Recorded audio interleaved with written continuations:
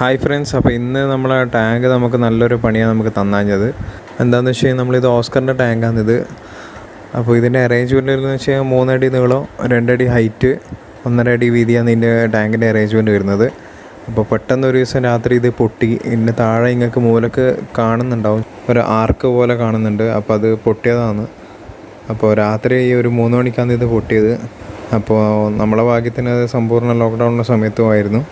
അപ്പോൾ അതിൻ്റെ ഒരു എക്സ്പീരിയൻസ് നിങ്ങൾക്ക് പറഞ്ഞുതരാൻ വേണ്ടിയിട്ടാണ്. എക്സ്പീരിയൻസ് എന്ന് പറയുമ്പോൾ നമുക്ക് എങ്ങനെയാണ് ഈ ഒരു സംഭവം സംഭവിച്ചത്, അപ്പോൾ ഇതിന് എന്തെല്ലാം മെഷേഴ്സാണ് ഇനി നിങ്ങളായാലും ഇതേപോലത്തെ ഒരു ടാങ്കെല്ലാം ഉണ്ടെങ്കിൽ ഞാൻ പറയാൻ പോകുന്ന കാര്യങ്ങൾ എന്തായാലും നിങ്ങൾക്ക് വളരെ യൂസ്ഫുള്ളായിട്ട് വരും. ആ കാര്യം ഒന്ന് ഷെയർ ചെയ്യാൻ വേണ്ടിയിട്ടാണ്. കാരണം പെട്ടെന്ന് ഇങ്ങനത്തെ ഒരു അവസ്ഥ വരുന്ന സമയത്ത് നമുക്ക് പെട്ടെന്ന് അതിന് പറ്റിയ ഒരു സൊല്യൂഷൻ നമുക്ക് ഇൻസ്റ്റൻ്റായിട്ട് തന്നെ നമുക്ക് കിട്ടണം. അതിന് വേണ്ടിയിട്ട് ഈ ഒരു വീഡിയോ ചെയ്യുന്നത്. അപ്പോൾ നമ്മൾ മീനിന് എന്താ ചെയ്തതെന്ന് വെച്ചാൽ ഒരു വലിയൊരു ബക്കറ്റ് ഉണ്ടായിരുന്നു. ആ ബക്കറ്റിലേക്ക് നമ്മളിപ്പോൾ മാറ്റി വെച്ചിട്ടുണ്ട് ഓസ്കറിനെ. അപ്പോൾ അതിനകത്തേക്ക് നമ്മൾ ഫിൽട്രേഷനെല്ലാം സെറ്റാക്കി കൊടുത്തിട്ടുണ്ട് തൽക്കാലത്തേക്ക്. അപ്പോൾ 3-4 ദിവസമായിട്ട് ഓസ്കർ ഇതിൻ്റെ അകത്ത് തന്നെ ആയിരുന്നു, ബക്കറ്റിലായിരുന്നു. അപ്പോൾ അതിൻ്റെ അകത്ത് ഭയങ്കര കൺജസ്റ്റഡാണ്, അതിന് തിരിയാനും പറയാനുള്ള സ്പേസ് എല്ലാം കുറവാണ്. അപ്പോൾ അങ്ങനത്തെ കുറേ പ്രശ്നങ്ങളും അതിൻ്റെ അകത്തുണ്ട് ബക്കറ്റിൽ. അപ്പോൾ ഇതിൻ്റെ റീസൺ എന്താണെന്ന് സംഭവിച്ചതെന്ന് വെച്ച് കഴിഞ്ഞാൽ ഇതിൻ്റെ ടാങ്കിൻ്റെ ഇംബാലൻസ് ആയതാണ്. കാരണം വെച്ചാൽ ഇതിൻ്റെ അടിയിൽ നമ്മളൊരു പലക വെച്ചിട്ടുണ്ട്. ഈ പലകേൻ്റെ മുകളിൽ നമ്മൾ നല്ല കട്ടിയുള്ള തെർമോക്കോളും നമ്മൾ വെച്ചിട്ടുണ്ട്. അപ്പോൾ ഒന്ന് സംഭവിച്ച ശേഷം ഈ പ്ലൈവുഡിൻ്റെ പീസ് എങ്ങനെയോ ഒരു സൈഡ് പൊട്ടിയതാണ്. ആ സൈഡ് പൊട്ടിയ സമയത്താണ് നമ്മളെ ടാങ്കും പൊട്ടിയത്. അപ്പോൾ ഇത് ഇനി എങ്ങനെയാണ് ഈ ഒരു സിറ്റുവേഷൻ ഇല്ലാണ്ടാക്കുക എന്നുള്ളതാണ് പറയാൻ പോകുന്നത്. മാക്സിമം നമ്മളിങ്ങനത്തെ വലിയ വലിയ ടാങ്കെല്ലാം, ഇത്രയും വലിയൊരു വെയിറ്റുള്ള ടാങ്കെല്ലാം ആണെങ്കിൽ നമ്മൾ നല്ല കട്ടിയുള്ള തെർമോക്കോൾ കിട്ടുമെങ്കിൽ അതന്നെ വെക്കാൻ നോക്കുക. കാരണം നല്ലൊരു വെയിറ്റാണ് ടാങ്കിന് വരുന്നത്.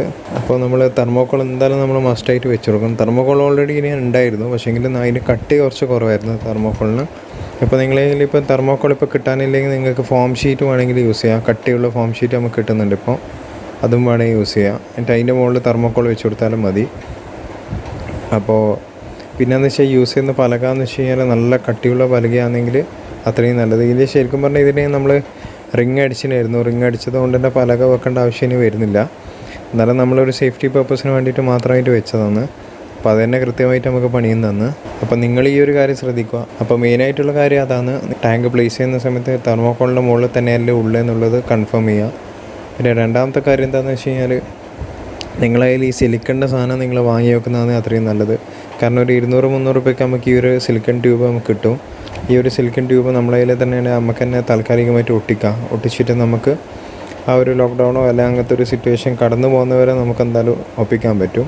അപ്പോൾ നമ്മൾ വാങ്ങിയ സ്ഥലത്തു നിന്ന് തന്നെ നമ്മൾ ടാങ്ക് ഇങ്ങനെ പൊട്ടിയ കാര്യം നമ്മൾ പറഞ്ഞായിരുന്നു. അപ്പോൾ അവർ ലോക്ക്ഡൗണിലായതുകൊണ്ട് പിന്നെ അവർക്ക് വരാനും പറ്റിയില്ല. പിന്നെ ലോക്ക്ഡൗണിലെ കുറച്ച് ഇളവുകളെല്ലാം വന്ന സമയത്ത് അവർ ശരിയാക്കി തന്നായിരുന്നു. അപ്പോൾ അവർ പറഞ്ഞ ഗ്ലാസ് ഒന്നും വെക്കേണ്ട ആവശ്യമില്ല, ഡയറക്റ്റ്ലി അതിൻ്റെ ഉള്ളിൽ സിലിക്കൺ ആക്കിയിട്ട് വെച്ചാൽ മതി എന്നാണ് അവർ പറഞ്ഞത്. അവർ വീട്ടിൽ വന്ന് ചെയ്തതിന് അവർ ഒരു പൈസയും നമ്മളത് വാങ്ങിയിട്ടുമില്ല. അപ്പോൾ പെട്ടെന്ന് ഇതേപോലെ ടാങ്കെല്ലാം പൊട്ടി നമുക്ക് മീനിടാൻ വേണ്ടിയിട്ട് വേറെ സ്ഥലമൊന്നും ഇല്ലെങ്കിൽ നമ്മൾ പെട്ടുപോകും.